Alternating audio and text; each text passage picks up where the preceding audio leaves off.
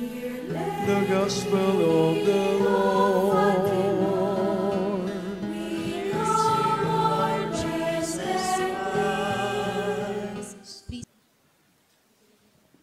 To the members of the faculty and staff, the Family Council, the FIAT, the Fatimanian Institute of Alumni Trailblazers, the parents of our graduates, and to you, our dear graduates, a joyful greetings of peace and good. Pax et bonum. Peace and goodwill. The gospel sets a tone of reminding God's promise where human experiences surface due to limitations and imperfections. That's why when we say surfacing of limitations and imperfections, raising a lot of questions of why, and comparing Jesus from John the Baptist and other prophets, what Jesus said to his disciples, "Do not think that I have come to abolish the law or the prophets. I have come not to abolish, but to fulfill." When human understanding fails to understand God's wisdom, Jesus was the Word. Jesus was the image. Jesus was the life of God. Bridge the gap of the divine and the human. Bridge the gap of religious and secular. And bridge the gap of God's interventions and human aspirations. And Jesus said, "Amen, I say to you, until heaven and earth pass away, not the smallest letter or the smallest part of a letter will pass from the law until all things have taken place." The human desire is an indicator of an active engagement to the wonderful plan of God. Man does not simply created, but man is created to recreate and transform the world. Okay, always remember, and we always being reminded of this, that we are not simply created by God, but we are created to recreate and transform the world. The creative power of God has influenced humanity to transform the world and making it a beautiful place to live. And so we are thinking, I am thinking, and you are learning, I am learning, and so we are transforming. As we have finally come to the closing of the school year, an opportunity to look with sincere appreciation and gratefulness that we have been changed by time. We have been changed by circumstances. We have been changed by events.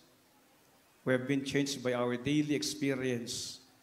And this has transformed you, transformed us from day one of the school year to its last day here in Our Lady of Fatima School of Villaverde. Truly enough, you were changed and you're no longer the same. You have metamorphosed into better individuals. Dear graduates, look at your classmates now. They have been metamorphosed. Amen? They have changed from sizes of the body, perhaps. And you have become a better individuals, but most especially, you have been changed by our school to be a better individual. Change as a reality and part of the human condition and that we go through. Heraclitus, an ancient philosopher, said, life is a constant flux. Life is a constant change. If there is one thing that is permanent and this is change itself. As we celebrate your success and transformations, we celebrate with great thanksgiving to God.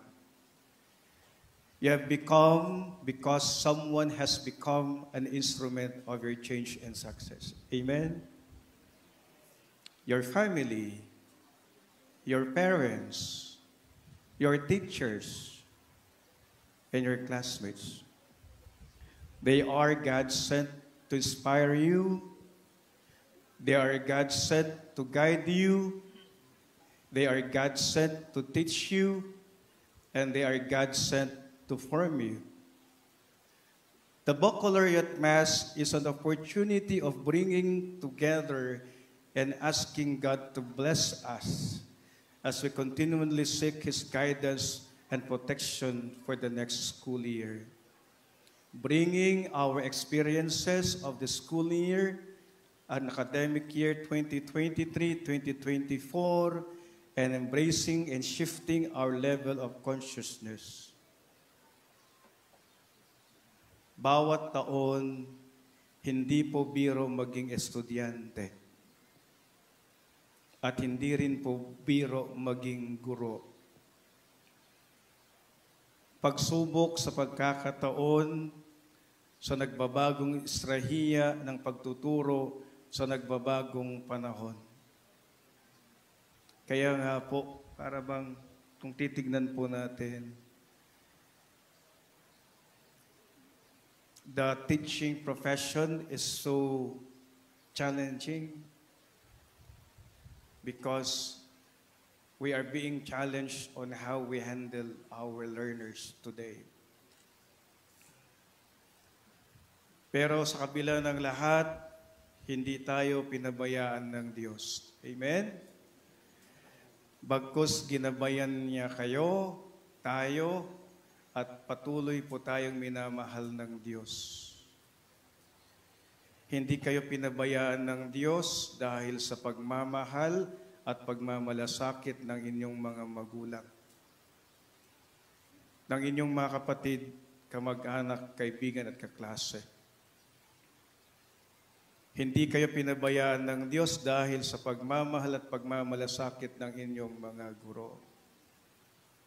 And finally, we say everyone is graduating. Amen? Because in Fatima, we care. In Fatima, we genuinely care. Ang pag-aaral sa kabila ng lahat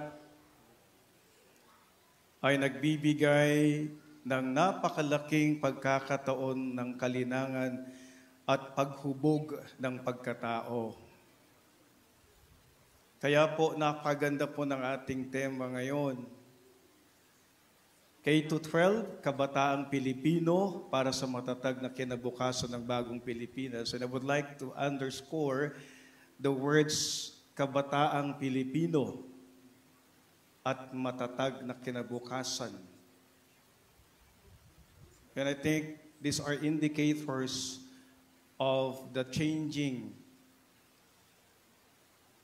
strategies that we have to consider, especially to our learners. Kaya po, taon-taon, kailangan po ng may bagong estratehiya. Taon-taon, kailangan makikisabay, lalong-lalo na sa mga mag-aaral ngayon. We have to be innovative. We have to be creative.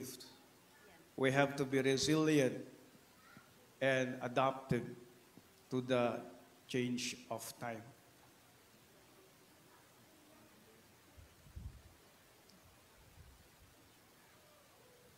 Ang pag-aaral sa kabila ng lahat ay nagbibigay ng napakalaking pagkakataon, kalinangan at paghubog ng pagkatao.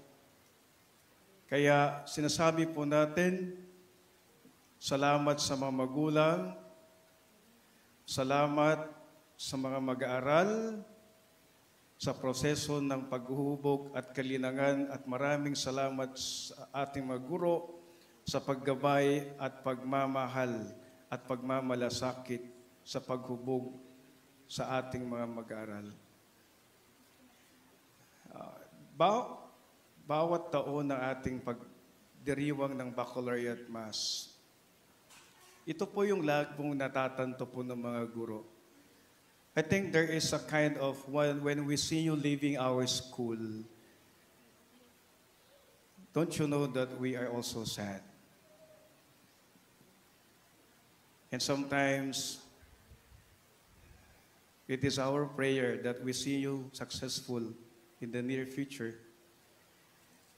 And it is our pride to see you, that you become professionals in your dreams, and you become of what you want to become. And most especially, we are so happy to see you that you are growing and performing in college and in the learning that you're going to undertake. At ito po yung lagi po naming naiisip, marahil pwede po ninyong makalimutan ang aming maidiya. At marahil pwede niyo pong makalimutan ang aming mukha, because I think for some of you, they don't want to see our face perhaps. Pero kailanman, hindi nila makakalimutan ang isang pakiramdam ng pagmamalasakit. Ang pagpapadama ng pagmamahal. Yung alam mo, meron ka rin kailangang harapin na problema. Ito yung drama ng mga teachers. Amen? Na kahit meron din po silang pinagdaraanan, inuuna pa rin nila kayo. They are professionals. At I think this is what we always remember. That hindi kanila makakalimutan. People change, but the heart will never forget. For memories will never, and history will never forget and change. Amen? Hindi po makakalimot ang kasaysayan. Hindi mababago at makakalimot ang kasaysayan. Maraming salamat, mga guro ng Fatima, for the genuine care and love to our Fatimanian learners. In the circumstances of life, we are tested beyond our limitations. But we are being transformed better. We have been taught that crisis was also a great time of self-discoveries, self-realization, self-actualization. My dear graduates, my dear students, and everyone, I think you agree with me that crisis moments are in fact great and best time of our life. Indeed, each year we are getting better. Amen? Amen. Because we always look things at the bright side of life. Shall we say, what did we accomplish this year? We accomplished great and wonderful things because we do things with God's inspiration and with His love. Mga guro, ramdam ng ating mga mag-aaral ang inyong pagmamahal at pagmamalasakit. Mahirap man, pero laging kinakaya. Maraming salamat sa inyo. Palakpan po natin ating mga guro. Always, we will become better, more better, as long as we care and we love each other. We focus not ourselves, but we focus to the mission, to help and to teach. Patuloy ang paghubog at kalinangan dahil tayo ay may mission. Maging instrumento sa pagtupad ng pangarap ng mga bata, and we are sent to fulfill our children's dream for transforming the world. And lastly, as we celebrate our Independence Day, sibol ng pag-asa sa puso ng bawat Pilipino, ating ipagdiwang ang kabataang Pilipino. Ating ipagdiwang ang kanlukasan ng bagong Pilipinas. At tayo po'y taas loob dahil tayo'y Pilipino. Again, we thank God for this day. We are gathered to celebrate and thank Him for His wondrous blessings in our school community, our Lido Fatima School of Villa Verde. Amen.